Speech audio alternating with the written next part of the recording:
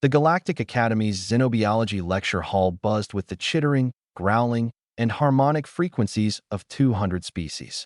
Angela Martinez sat in the back row, her data pad balanced on her knee, taking notes in silence. She didn't raise her hand. She didn't participate in the heated debates about apex predator theory. She simply existed, a small human among creatures built for dominance. But Derek Chin noticed something the other humans didn't. Every predator species in the room, the Kresh with their compound eyes, the Vrax with their thermal pits, the Janari with their electromagnetic sense organs, they all tracked Angela. Not obviously, not threateningly, but their attention returned to her like a compass finding north. "You see it too," whispered Croth, a Vrax warrior scholar who'd become Derek's unlikely study partner. The reptilian's tongue flicked out, tasting the air. "The human female. She is different." Derek frowned. "Angela? She's just quiet. Keeps to herself." "No." Croth's eyes, vertical slits of gold, fixed on the back row. "She is the most dangerous thing in this room. My ancestral brain screams it. Every hunter here knows it." Derek thought Croth was being dramatic. Until the incident in the practical examination arena. The test was simple. Navigate a simulated hostile environment. Avoid or overcome the automated predator drones. Reach the extraction point. It was designed to be challenging for the natural prey species, manageable for the mid-tier students, and trivial for apex predators like the Kresh and Vrax. Angela went last. She'd requested it specifically, her soft voice barely audible when she asked the instructor. Permission granted, she stood at the arena entrance in standard academy gear. No weapons, no armor, just the basic survival kit every student received. The buzzer sounded. She walked into the jungle simulation. Derek watched from the observation deck alongside 200 other students. The arena's holographic vegetation looked real enough. Bioluminescent vines, massive fungal towers, the thick canopy filtering amber light. 3 predator drones lurked within, sleek machines programmed with the hunting patterns of the galaxy's most dangerous creatures. Angela didn't run. She didn't hide. She moved through the jungle like water, each step deliberate, her head turning in micro-movements that somehow took in everything. When the first drone, a quadrupedal model with blade-like forelimbs, emerged from the undergrowth, Angela stopped. Just stopped. The drone's sensors locked onto her. Its programming calculated trajectories, attack vectors, optimal strike points. Then something strange happened. The drone circled. Once. Twice. Its mechanical head cocked in a gesture eerily organic that IT didn't attack. Instead, it backed away, disappearing into the digital foliage. "Impossible," hissed a Kresh commander in the front row. "The drones don't retreat. They can't." The second drone tried an ambush from above, dropping from a synthetic branch with claws extended. Angela's hand moved, barely visible, impossibly fast, and she had a rock. Just a rock from the ground. She threw it with such precision that it struck the drone's primary sensor cluster mid-dive. The machine crashed, tumbled, then righted itself and fled. "By the old dark," Croth whispered beside Derek. "She's not avoiding them. They're avoiding her." The third drone was the largest, programmed with the hunting intelligence of a Vraxian dreadclaw, apex predators that had once hunted Croth's ancestors to near extinction.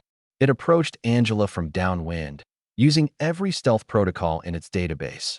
Angela turned to face it before it cleared the tree line. She met its optical sensors directly, and Derek saw something in her posture, not aggression, not fear. Something older. Something that predated language and civilization and starships.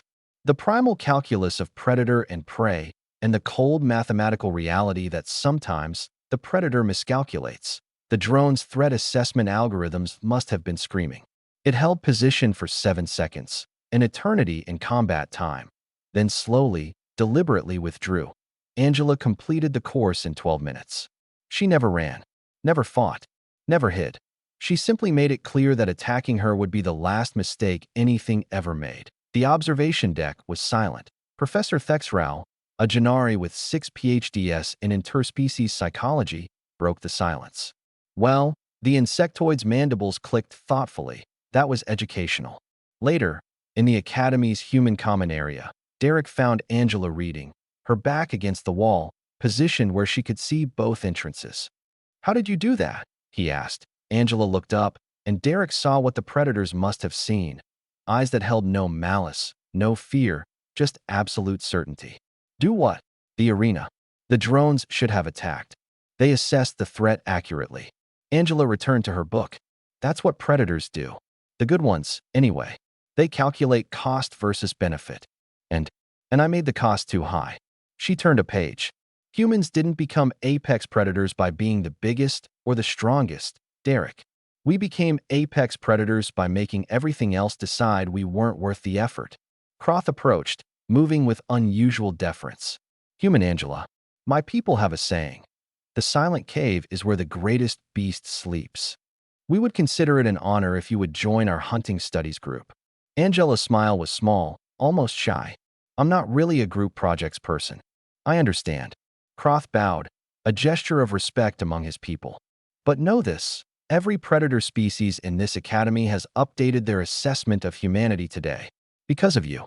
You sat silent in the back row, but we all tracked you first. We always will.